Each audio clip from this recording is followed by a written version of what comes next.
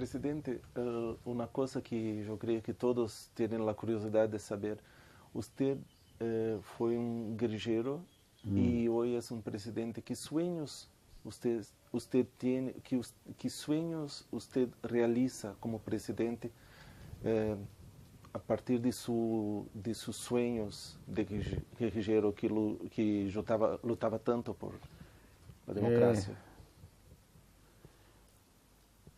Yo creo que el motor es la preocupación social por tratar de contribuir a lograr una sociedad con mejores relaciones humanas, más justa, más equitativa, y donde lo mío y lo tuyo no separe tanto a la gente en esta maravillosa aventura que es la vida y que por ser tan cotidiana la gente no se da cuenta del valor que tiene. Estar vivo es casi un milagro. Procurar que la gente acontezca lo más feliz posible, ese milagro que es el tiempo de una vida, me parece que es una causa noble. Y en aquella época pertenecíamos a un mundo que tenía su arsenal de ideas,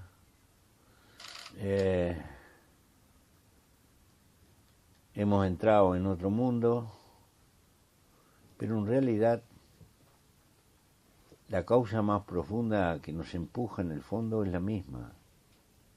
Los caminos, los avatares, lo que podemos intentar, va por caminos distintos, es más complejo. Todo resultó mucho más difícil y sobre todo de mucho más largo plazo que lo que podíamos pensar en nuestros tiempos juveniles. ¿Por qué eso? Porque la realidad es terca, porque los cambios culturales en las sociedades son enormemente difíciles, porque existen clases sociales, es muy difícil superar la cultura de esas clases sociales, va a costar mucho esfuerzo, mucho conocimiento, mucha cultura, y se necesitan recursos que justipreciamos, que son difíciles de lograr, pero que están ahí.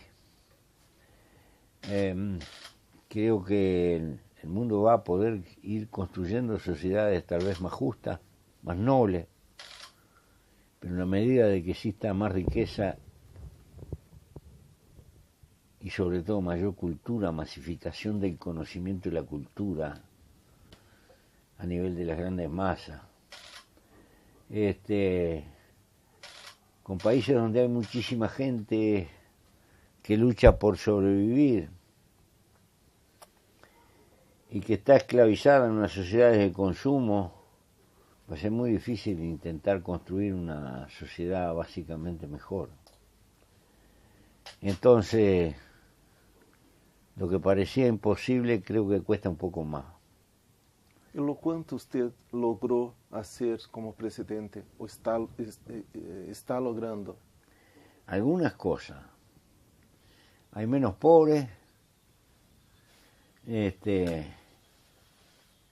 menos pobres de pobreza material. Hay muchos pobres en la cultura y en los sentimientos. Creo que está quedando... Nosotros hacemos algo y tendrán que seguir otros. Soy un partidario de la existencia de los partidos políticos, de las organizaciones políticas, porque nuestra vida humana es corta y estas causas necesitan mucho tiempo. No se va a lograr un milagro de un día para el otro. Hagamos nuestra parte, sembremos, y tratemos que queden otra gente que siga levantando la bandera y luchando por ello. Antes pensábamos de que iba a haber algún día triunfal,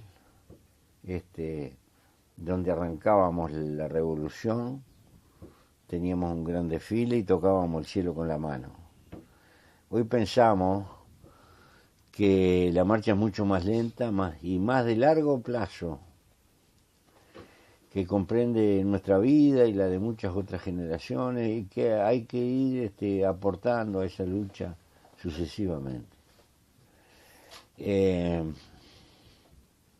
Tal vez que los chinos que se pusieron a construir la Gran Muralla pensaron de que era misión imposible. Le demoró 300, 400 años, bueno, pero la hicieron.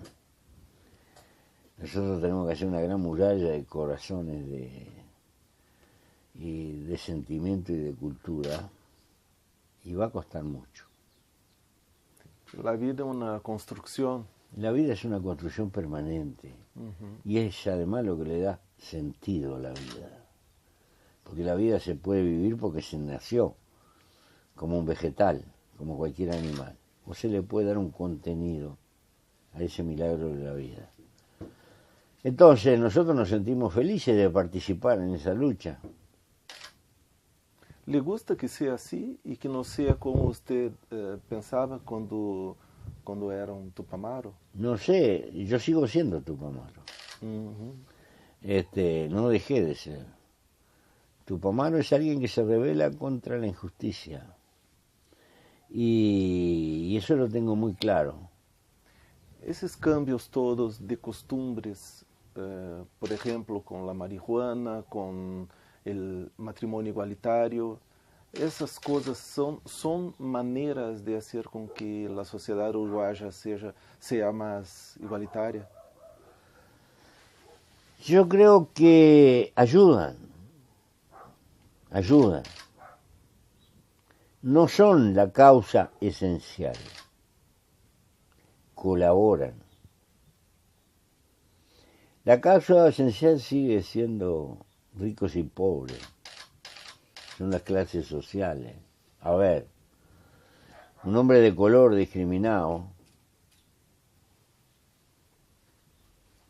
si es pobre,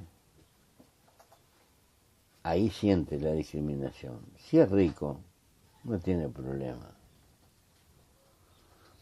Un heterodoxo sexual, si es pobre, ahí tiene problema. Si es rico, no tiene problema, ¿verdad? Así que la contradicción fundamental sigue siendo la de las clases sociales. Las otras también existen, y ayudan y colaboran, pero son secundarias. Y es más fácil arreglar lo secundario que lo principal. Arreglando lo secundario, ¿es posible tener el principal como el blanco? El principal es de largo plazo, cuesta mucho. ¿Cuánto cuesta? No sé, pero crear un mundo más igualitario cuesta mucho, porque el motor del desarrollo de nuestra economía es la ganancia, y es el afán de ganancia que mueve a la humanidad, y creo que sustituir ese motor por la solidaridad es un cambio cultural que eso sí que es una verdadera revolución.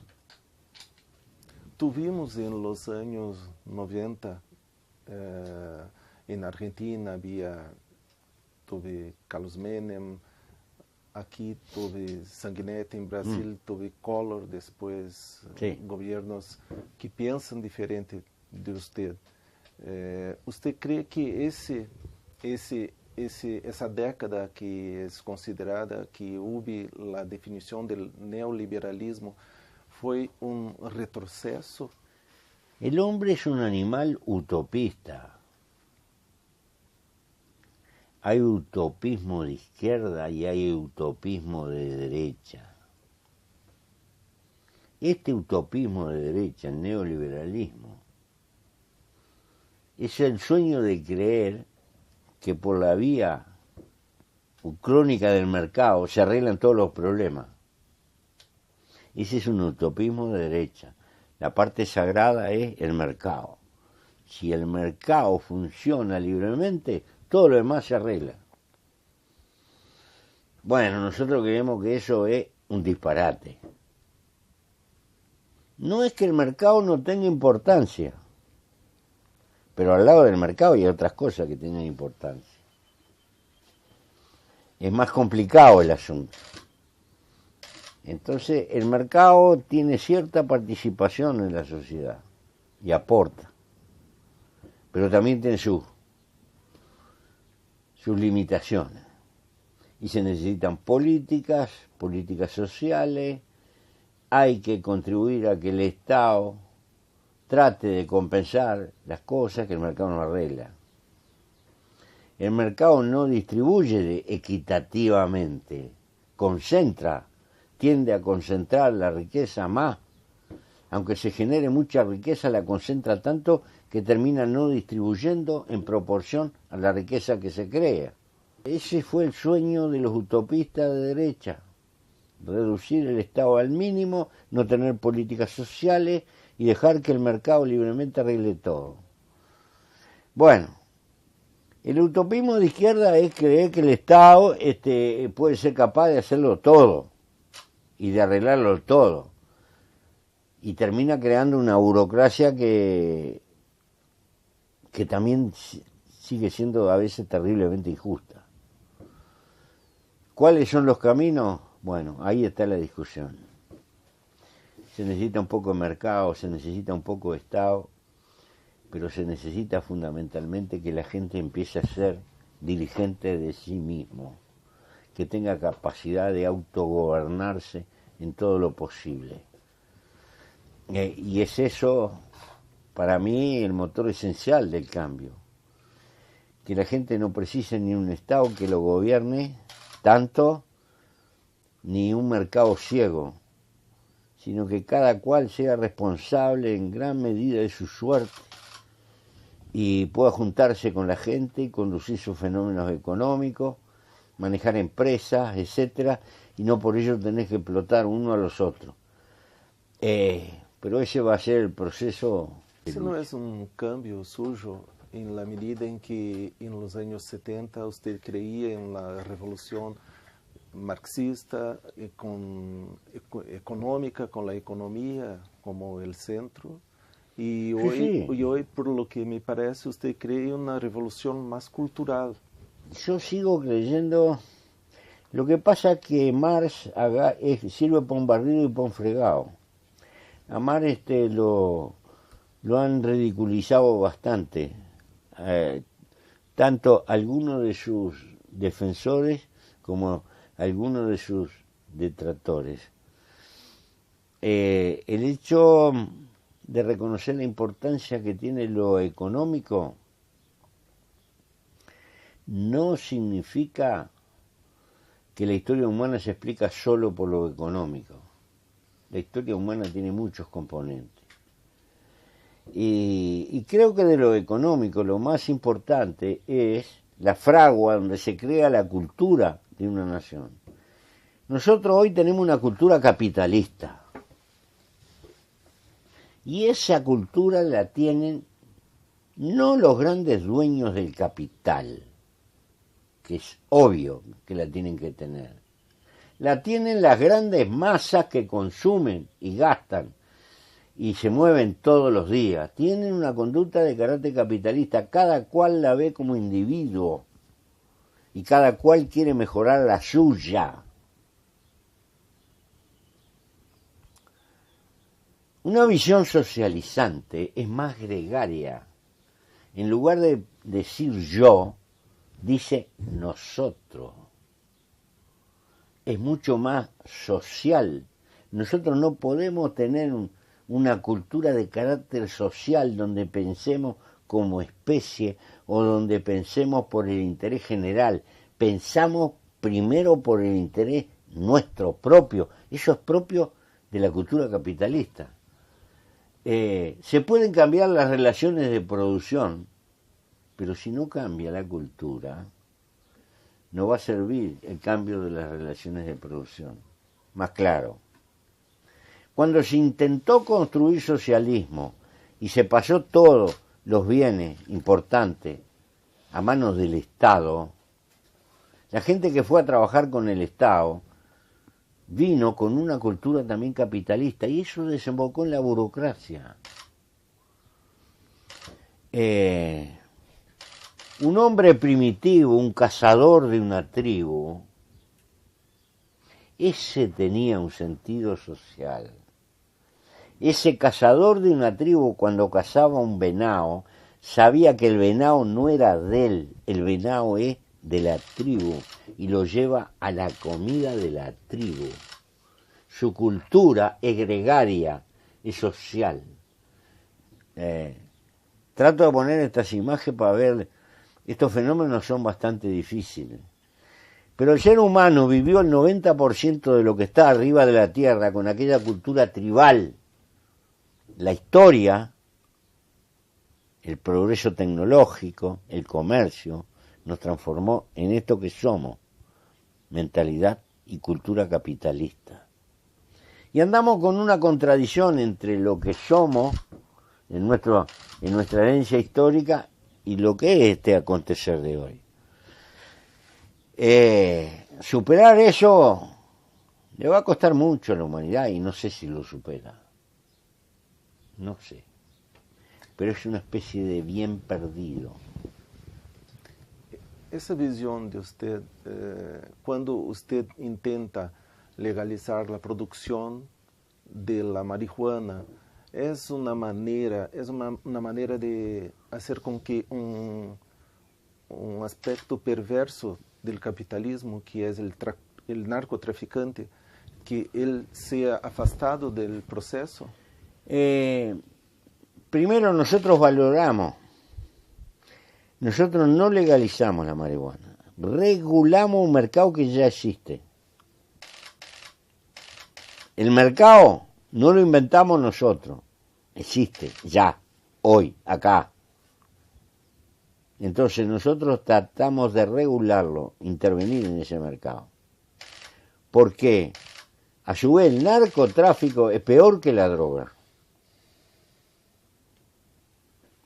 El narcotráfico nos trae otros problemas sociales terribles, degrada el mundo delictivo. El mundo delictivo, que tenía valores, los deja por el camino y lo arregla todo con plata o con muerte. Tiene una consigna, plata o plomo. Eso es porque en el mundo delictivo también había una escala de valores.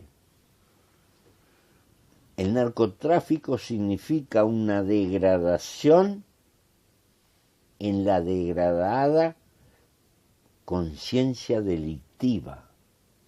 A ver, es como tocar fondo, es dentro de la cultura del delito agravar todo lo peor del delito.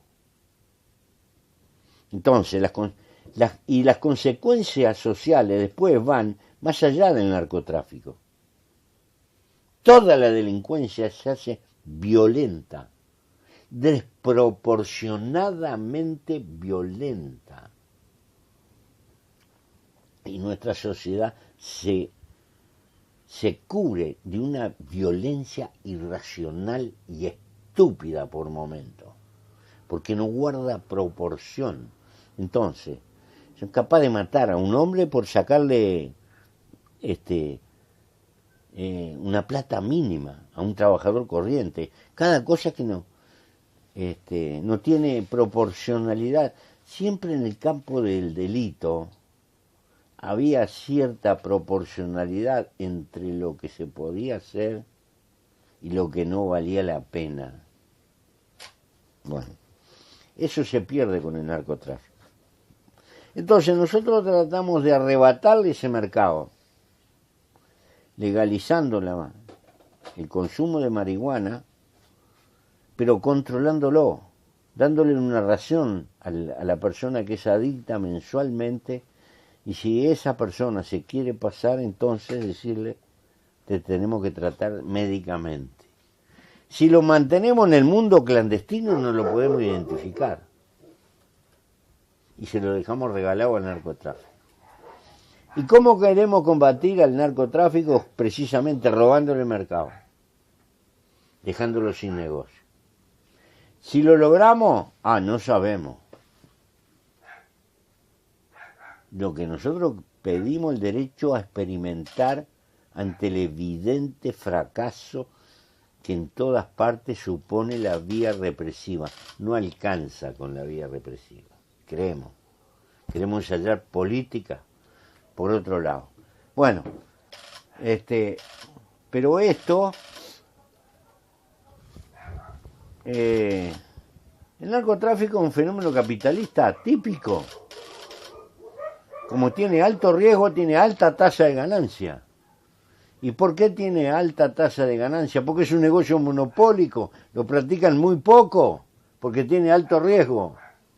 Y por lo tanto es un fenómeno que se alimenta a sí mismo. La represión le asegura el monopolio a los pocos que están. No hay competencia, o muy poca es la competencia, ¿verdad?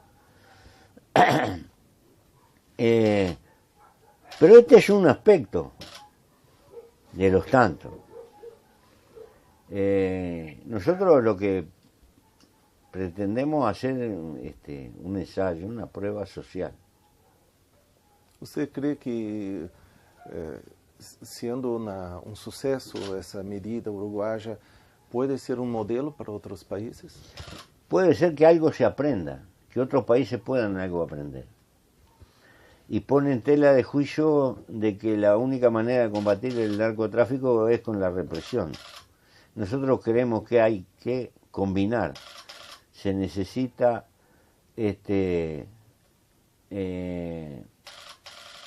no alcanza con la represión. Por un lado hay que reprimir, pero por otro lado hay que dar una alternativa conducida. En los años 70, 80, la marihuana tenía un glamour. ¿Usted nunca experimentó, nunca fumó? No, nunca fumé. En esos años me pasé preso, que iba a fumar. Pero convivió con muchas personas. Sí, pero no, la verdad que no. Las drogas son viejas como el mundo. Han existido siempre. Las guerras del opio en China, qué sé yo. No, las drogas son viejas. El narcotráfico es el fenómeno moderno. Que es peor que la droga. Es mucho peor. Degrada toda la sociedad. Es mucho peor. ¿Qué alcance usted? Yo no defiendo el consumo de marihuana ni ninguna adicción. Pero una cosa es lo que pensamos y otra cosa es lo que la sociedad hace. Hay gente, el cigarro sabemos que es malo, sin embargo, ¿cuánta gente fuma? ¿Verdad?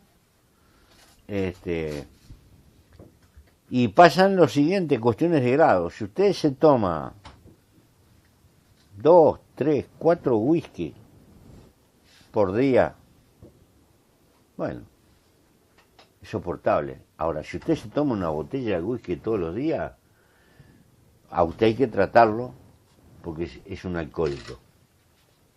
Bueno, yo creo que con la droga también pasa eso. Tenemos que ver cuál es lo ponderado que siendo peligroso puede ser soportable y cuándo la gente hay que tratarla. En definitiva, con el alcohol nos pasa eso, por todas partes. Una cosa es una persona alcohólica y otra cosa alguien que toma algo. ¿Verdad? ¿La presidenta Dilma alguna vez habló con usted respecto de esa ley? Ella tiene mucho miedo en Brasil por las dimensiones que tiene Brasil y todo lo demás. No veo otro camino que reprimir por ahora. ¿La presidenta no ve otro camino? No ve. ¿Ustedes hablaron respecto de No, eso? yo he hablado, pero son países muy distintos. Ellos tienen una dimensión colosal. El Uruguay tiene mucha experiencia en estas cosas. Uruguay fue un país que el Estado estuvo casi 50 años, era el único que producía alcohol de boca. La grapa, la caña, el ron, el coñac, todo eso lo producía el Estado. No era privado, y lo vendía el Estado a la gente. ¿Eso cuándo? 50 años duró eso, por 1918, 17, por ahí. Lo empezó a producir, lo refinaba el alcohol. Y durante muchos años mantuvo el estanco oficial del Estado. El Estado fue un país que reconoció la prostitución y la legalizó allá por 1914. El Uruguay inventó una universidad para que las mujeres pudieran ir en esa década también, porque la gente no se animaba a mandar a las hijas a estudiar. Después, con el tiempo, la enseñanza se fue haciendo mixta, pero al principio había una resistencia brutal. En fin, estableció el divorcio por la voluntad de la mujer, el voto. Primero la mujer. Nosotros tenemos tradición de ser muy abiertos. Tenemos una tradición de los problemas reconocerlos. Y como existen, tratar de legalizarlo y organizarlo lo mejor que podamos. Y no tapar. No es que nos guste la prostitución, no es que nos guste el alcohol, no, es otra cosa. Es que la realidad, creemos que lo mejor es enfrentarla y tratar de organizarla para que sea lo menos perjudicial que se pueda. Bueno, y esto es por el estilo. Nosotros lo que le pedimos al mundo, la capacidad de hacer un experimento y ver si podemos por ese lado recuperar mucha gente que de otra manera la estamos perdiendo. Y si nos equivocamos, diremos nos equivocamos y aprendimos. Y si descubrimos ciertos caminos, tendremos para ofrecérselo al mundo como experiencia y después que cada cual haga lo que le parezca. ¿Usted está cierto de que será un suceso esa medida o hay un temor de que... No, tiene sus peligros, porque hay que inventar muchas cosas.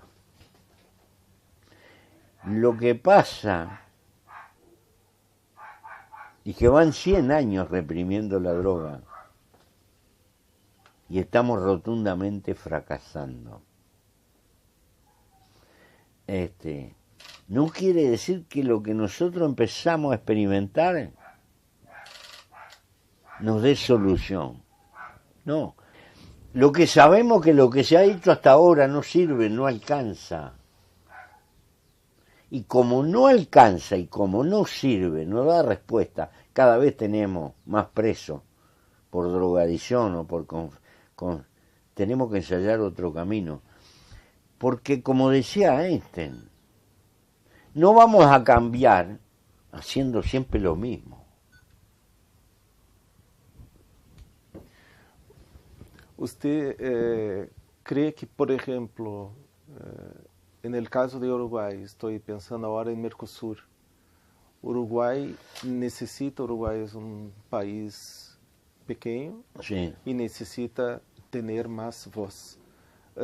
La Unión Europea, usted tiene hablado mucho con la presidenta Dilma, por lo que yo leo, Sí. respecto de ese tema. Es vital para Uruguay, es muy importante tener ese acuerdo. Yo creo que es importante tener diversidad. A ver, el mundo se está organizando en grandes bloques. Allí está la Comunidad Económica Europea, con 20 y pico de países, con idiomas, cultura, historia distinta. Sin embargo, por más que los critiquen, se están juntando y han creado una realidad económica importantísima. Después está Estados Unidos con su acuerdo con Canadá, con México. Del otro lado del océano está China, que es un estado multinacional milenario. Más allá está la India, ese es el mundo que nos toca vivir en esta región. El principal comprador que tenemos se llama China, República Popular China. Casi el principal cliente para Brasil, para nosotros, para Paraguay, para la Argentina.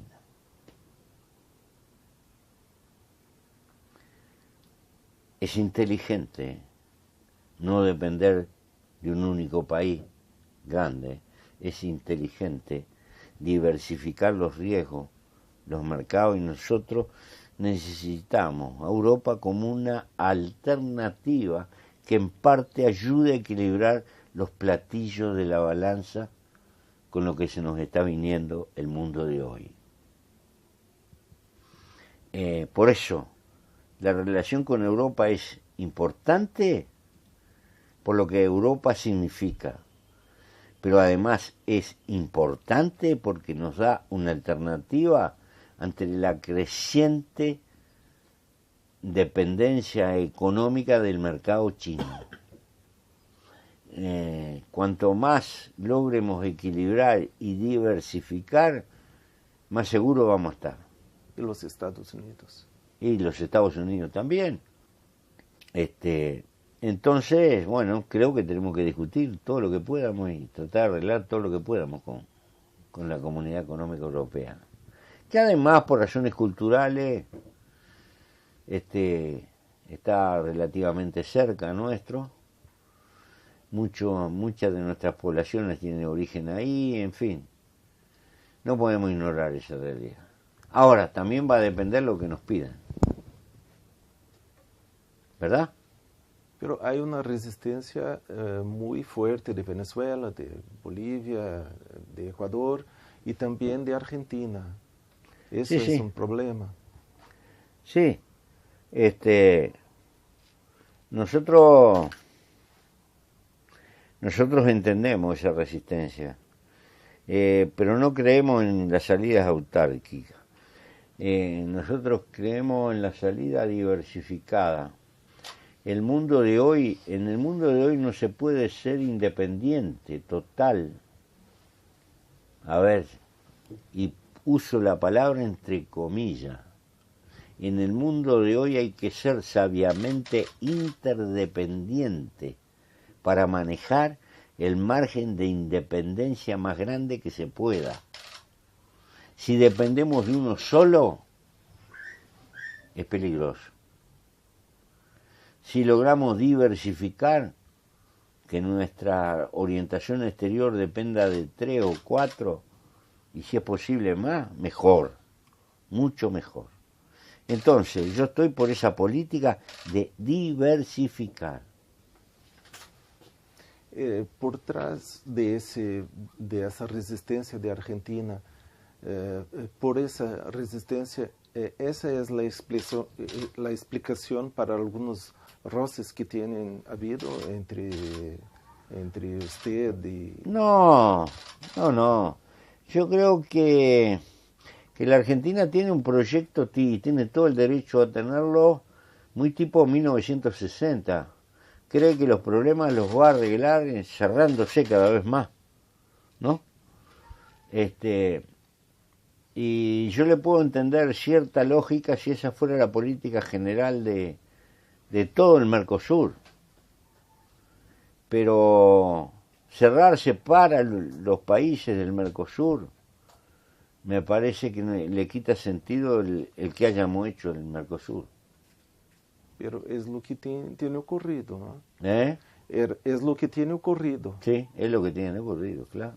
¿Y lo que ustedes pueden hacer para cambiar eso? No, eso va a depender de ellos. Nosotros no podemos intervenir. Va a depender de la evolución de la política argentina. ¿Brasil es un aliado de Uruguay? Sí, muy bueno. En esas charlas con Argentina. No, Brasil tiene una política, sobre todo la política federal.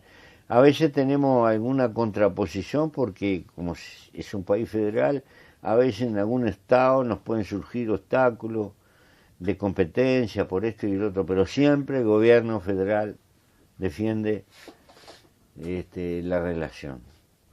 Así que nosotros marchamos bien con Brasil. Marchamos bien. Sí, muy bien, muy bien. Pero la economía de Uruguay es muy parecida con de mi estado, de Río Grande do Sur. Es parecida, pero Brasil es muy grande. Nosotros, el mejor cliente que tenemos para la carne de cordero son las parrilladas de San Pablo. El problema nuestro para entrar en Brasil es producir bueno. Hay un público grande que tiene poder adquisitivo en Brasil, que lo bueno lo paga muy bien. ¿Y usted cree en el futuro de Mercosur? Yo creo en la necesidad de la integración. Mercosur y más. Lo peor que nos puede pasar a nosotros que andemos solos.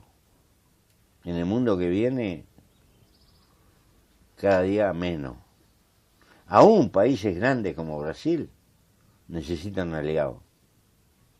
Lo que significa la Comunidad Económica Europea con sus 600 y pico de millones, con alto poder adquisitivo, lo que significa Estados Unidos con Canadá y todavía la suma de México, eso como gigantesco mercado, lo que significa China con su población, o la India, inalcanzable, si no tenemos la inteligencia de juntarnos. Uruguay y Paraguay, países menores, con poblaciones menores, sufren más con eso. Sí, y creo que el Mercosur lo entendió y por eso puso el FOSEN, que nos ha ayudado. Y nosotros pensamos que hay proyectos interesantes, complementarios con la economía brasilera, que hay que seguir desarrollando y colaborando. Por ejemplo, la interconexión que estamos haciendo eléctrica para conectarnos con Río Grande es importante porque nosotros no podíamos traer caudal importante de energía eléctrica o mandar cuando nos sobra a nosotros, a Brasil. Ahora vamos a tener una conexión de 500 megawatts.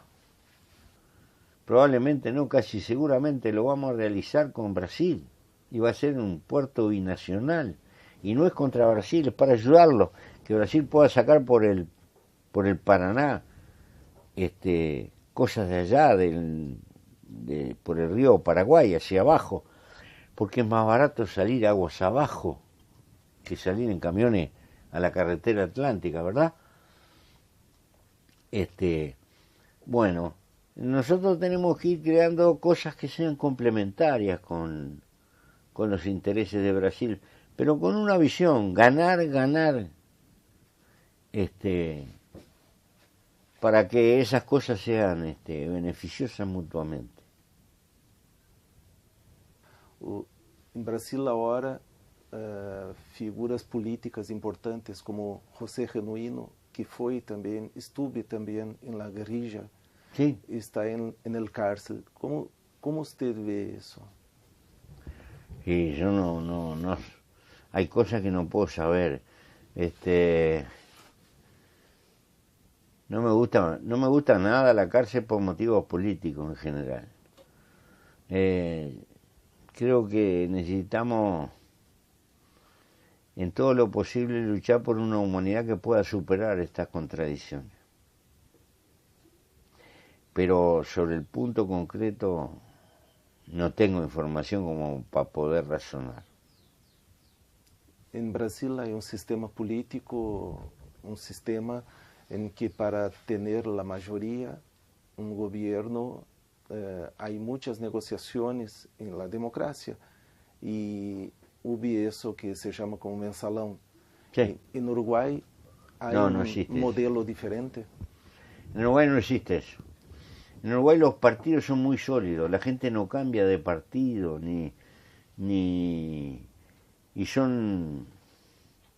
Los partidos tradicionales tienen tanto como el país, y nuestro Frente Amplio que está en el gobierno tiene 40 y pico de años ya. No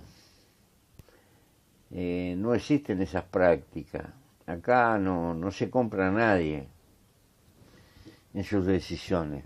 Estamos muy lejos de eso. los países más enraizados como el Frente Amplio, como Colorado, como el Nacional, que fue su primer partido, ¿no? El Nacional. Sí. Esa enraización, eso fortalece la ideología sí, yo creo que sí. impide el tomalá de acá, como se dice en Brasil. Yo creo que hay que defender a los partidos.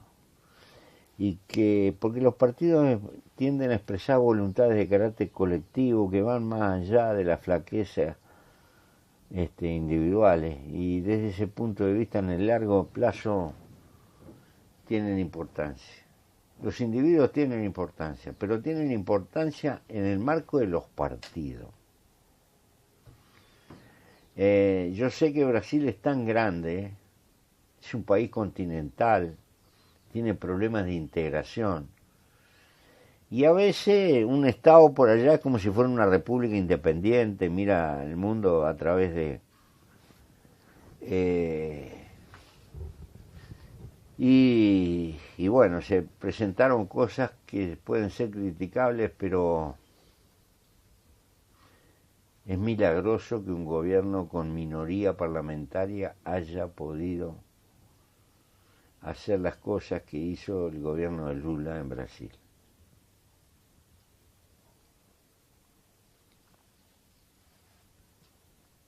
Bueno. No es fácil eso. Bueno, presidente, le agradezco mucho por la atención y por su disponibilidad para nosotros. Fue muy importante para nosotros. Tengan ustedes un saludo a los gaúchos, a toda la gente de Río Grande, y hay muchos compatriotas, un abrazo por ahí.